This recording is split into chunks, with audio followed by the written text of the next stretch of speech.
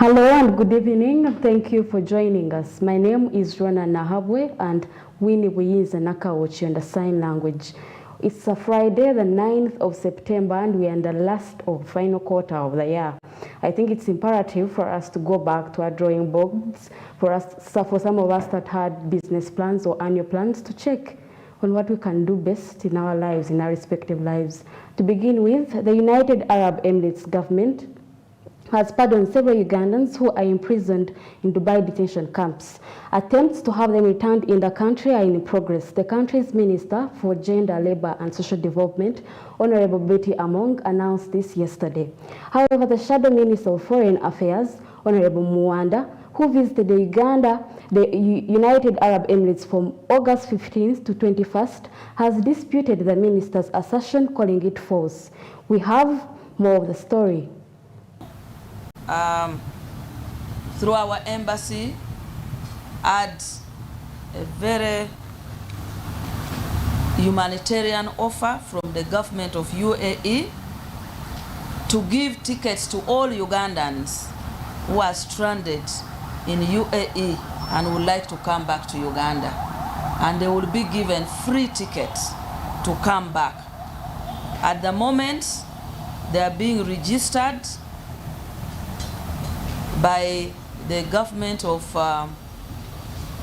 UAE, of course, with close collaboration with our embassy, and the registration is being undertaken in a place called Al Awil Immigration Center. The Shadow Minister, who arrived well prepared with photographic proof and recordings documenting his meetings with the stranded Ugandans in the UAE,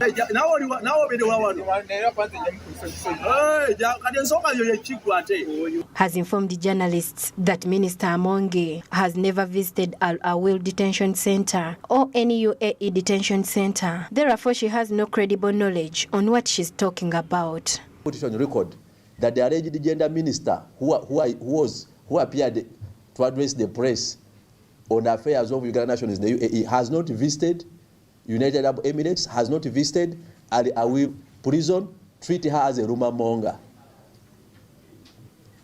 And it is trite diplomatic principles that a country like United Arab Emirates communicates through diplomatic notices, be it a verbal or written note.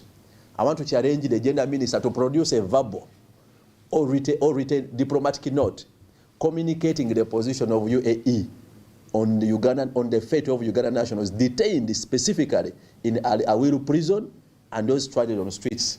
According to Nkunyinji, the Uganda ambassador in the UAE and Al Awil prison authorities denied knowledge of any program to freely repatriate Uganda nationals. I questioned him on any available measure of repatriating these Ugandan nationals for free who are detained in Al Awil prison. The ambassador and the embassy briefed me. They have no official communication from the government of UAE. This was a photo we took as we left the meeting. I have so many of the meeting photos, among others. So the embassy was not aware of official communication from UAE regarding repatriating for free those in detention.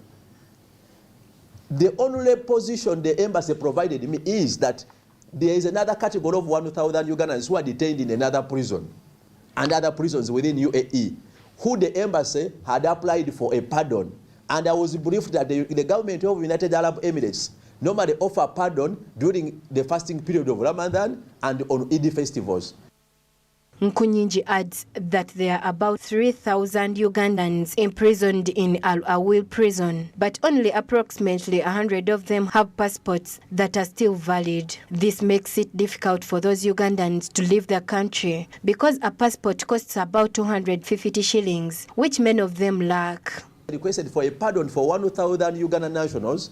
The government of UAE only pardoned 60 Uganda nationals out of a list of 1,000 presented by our embassy. That was the position I got from the embassy. And when I visited the consulate which was established in Dubai, which is near Al Awil prison, I did not find the deputy ambassador who was posted there. That gentleman called Maiga. He was never there. I went there 4 times at the embassy. The challenge is for those without passports they are required to have and secure an emergency travel document, which unfortunately is also issued at a fee. You pay around 250,000 Uganda shillings at our embassy to get that emergency travel document, equivalent of a passport. It's a one-way. By Ugandan laws, it requires to be paid for. Now, these are nationals who are detained with no single coin. They have no money. And that's why they are in prison. Secondly, and to substantiate the status of the numbers of these nationals, the prison authorities only count as Ugandans those who were detained holding or in possession of Uganda passports. All of those whose passports were confiscated by travel agents and those dealers are not branded Ugandans. And under international law, they cannot be deported to Uganda. The Member of Parliament encouraged the government of Uganda to find means to repatriate these Ugandan citizens from Al-Awil prison, as well as to continue the externalization of labor and make it easier for all Ugandans living abroad to get immigration support. The labor agreement between Uganda and UAE to be made public. The beneficiaries are these externalized laborers and workers. But the labor agreement between Uganda and UAE has been hidden for a while now. We even hear that some of these fake agents are the ones being nominated by the Minister of Gender to represent Uganda in the enforcement of the labor agreement between Uganda and UAE. We want it public and want the names of those nominated publicized. And also want the government to come out strongly and repatriate these Ugandan nationals, because we have an airline. Omukazi naye abakazi basula wali eri nsonda mwakola mulimu ne mweyawula abakazi ko basula wali nsonda era fena tulina omulimu ekiro omukuffe ayina ozuuka n'ayitamu. With all that has been said, we now turn our eyes to the Ministry of Gender, Labour and Social Development on how it is going to repatriate Ugandans from the UAE. Desire Nambiru, Smart 24 TV, Business Today. For men, women and children who are trafficked for forced labor and sexual exploitation, Uganda serves as a source and a destination nation. Children from Uganda are trafficked within the nation as well as to Saudi Arabia and the United Arab Emirates for forced labor and commercial sexual exploitation. We have details this report. Ugandans lack social welfare programs, high-quality work prospects, and educational institutions.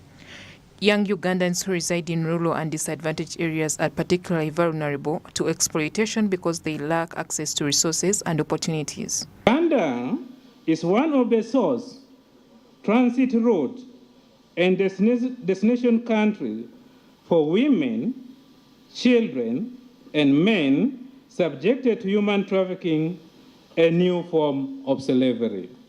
And I realize some of these people just don't know what they're going into, and when they get there, they realize they're already slaves and they can no longer change it. So, according to a report from the Ministry of Internal Affairs Coordination Office for Prevention of Trafficking Persons, there were 96.7% more incidences in human trafficking in Uganda in the year 2021. These cases increased from 214 in 2020 to 421 in the previous year. According to the report, transnational occurrences comprised of 26.84% of all incidences, while internal trafficking incidences accounted for 66.03% of all cases. 30 cases of suspected trafficking remained unreported. However, the government is making a concerted effort to address the problem of human trafficking, and according to the Minister of Gender, Labour and Social Development, several bills are in the works and waiting to be presented to the Cabinet, one of which calls for luring in more investors to help close the unemployment gap. In this circumstance, government has analyzed all the routes that are being taken by traffickers, and the Ministry of Internal Affairs has taken a paper in Cabinet, but has also made proposals together with us in the Ministry of Gender to have a robust monitoring system at the airport to make sure that those who are going to be traveling, especially to the Middle East, if we find out that you are a girl between 21 years to 40 years and you are going by visitor's visa or tourist visa, and you cannot account for any job that you are doing there. You are first-time travelers. We are going to bring a regulation to make sure that the immigration officer will deny you passing through the Entebbe airport, because that is the major traffic point. Design a robust mechanism to receive complaints through the online system, through 24-hour call center, but also we are employing lawyers who are themselves Arabs, who know Sharia law, who the law permits them to access the homes where the girls are. And we shall give the girls the 24-hour call center. Will give them the numbers of their lawyers, the number of our labor touches and workers in ambassador and our ambassador and embassy staff, so that you can be able to call when you are in distress and you can be easily rescued through the legal process. Persistent poverty and high levels of unemployment are the key factors that thrust Ugandans into the arms of human traffickers, with Middle East being the notorious destination. Monica Nabyonga, Smart 24 TV, Business Today. Moving on to the Uganda Railway Corporation, the new Uganda Railway Corporation Committee and the Flying Civil Aviation Academy were inaugurated by the Minister of Works and Transport, Honorable General Edward Katumba Wamala. Hannington Karuhanga, the new chairperson of the Uganda Railway Corporation, requested the Minister consult the Minister of Finance over the payment of the outstanding debt related to the nation's railways and the assets, particularly in Zambia land, which cost 70 billion shillings to manage. We have details of the report. Pending payments of Uganda Railways. We have always said, Honorable Minister, we do not want to continue appearing as spoiled children asking for more. I think what we are asking is payment for some of our assets, especially the Zambia land, approximately 70 billion. If we can get 70 billion, we will be clearly well capitalized internally, although this was on a disposal of an asset, and then we should be able to manage a couple of things with the funding of CAPEX that has already been approved. Government policy is really to promote the railway transport as an efficient, low-cost, long-distance carrier of bulk goods, particularly carriage of the imports and exports of Uganda. The other day I was just briefing Cabinet and saying, Cabinet, you have made a decision and we have made a commitment to Ugandans that we are going to export 21 million bags of coffee. And I said, how will you transport 21 million bags of coffee if you are going to rely on road transport? Good enough. The chairman of the board of URC was in coffee and he knows about the challenges which you can have transporting 21 million bags of coffee by road. It will be a nightmare. And the one way we can solve that is to have the railway functional and fully functional. And government appreciates that. Government understands that. The president, I think if you have been hearing him, time and again, he has never given a State of Nation address or talk, and he doesn't talk about the railway.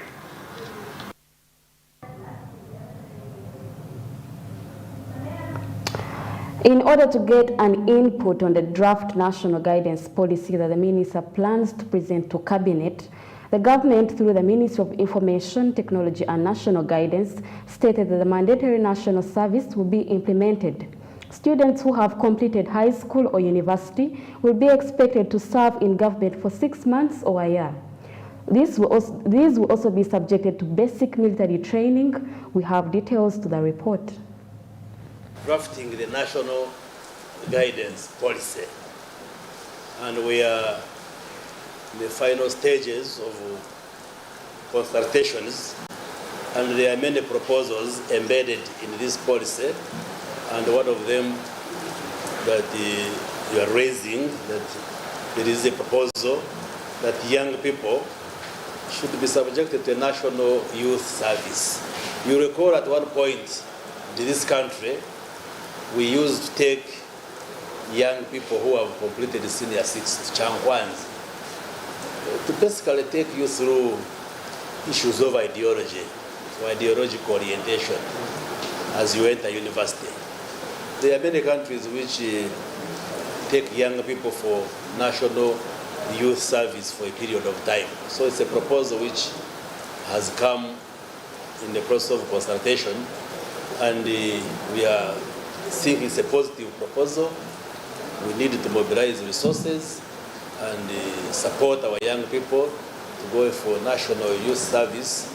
That helps our young people to get shaped to appreciate their country and also to serve their country. Yes, it's one of the proposals which is contained in the national youth policy. It's actually done in other countries where young people are required to provide a service where, for instance, in some countries, they require young people to serve in the army for a period of time before they can get employed in the main civil service.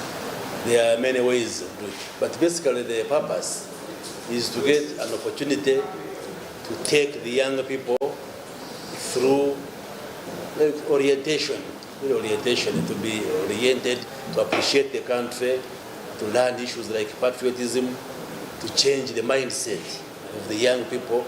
Because the way now we see the situation in the country, yes, we go through the school system, although we have introduced patriotic clubs in the schools, but they are not yet strong.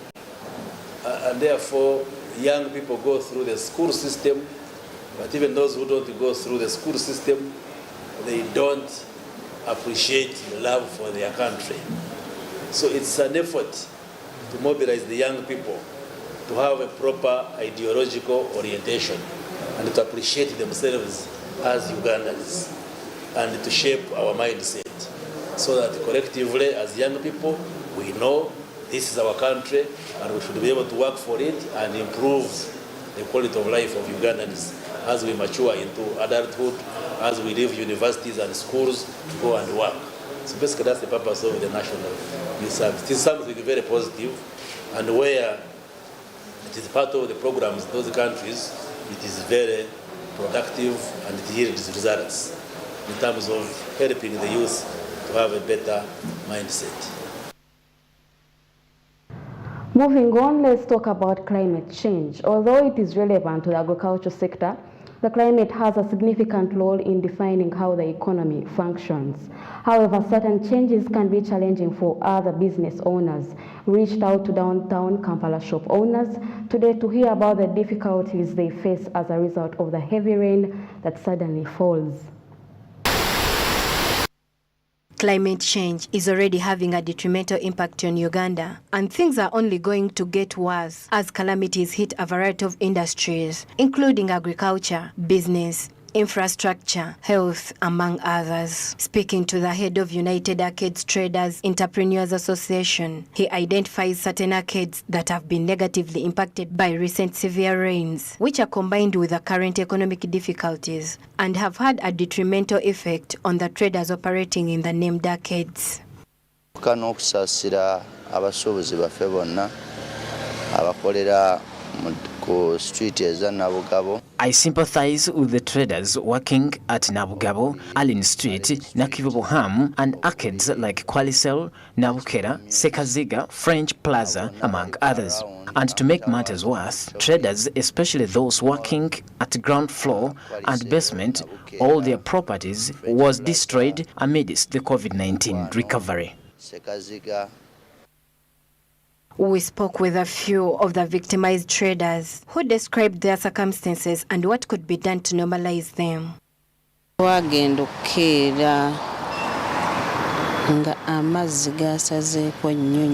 Yesterday, we were affected by the flowing water that entered into our businesses. For example, I myself, I sell ladies' dresses, but they were all distorted by water on top of the loans that we have.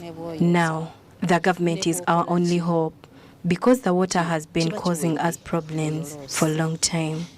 And lastly, KCCA should also take into consideration our plight. Since traders bring in a sizable portion to the government's revenue, UTEA leaders have urged all stakeholders to assist the merchants to address this issue. KCC engineers and planners have been also tasked with building subterranean trenches.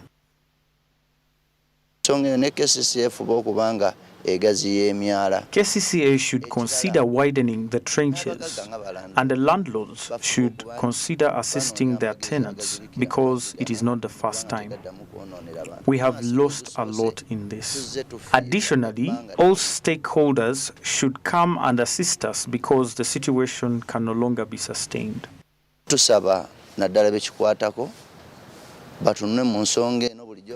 As for me, my humble request to KCCA or city planners is that they should see how to assist traders. For example, in Kwalisel, there is need to block some connectors for trenches to connect to a big trench like Nachivubu. And another thing engineers should do is enlarge the small trenches as a way. A variety of different industries like agriculture, business, health, among others, are impacted by climate change, but this issue is often overlooked. Nearly every rainy season, city traders suffer as a result of rainwater, which distorts sales and costs stakeholders money. Desire Nambiru, Smart 24 TV, Business Today. Thank you for staying with us till now. Business Today will take a short break and we'll be back right after this.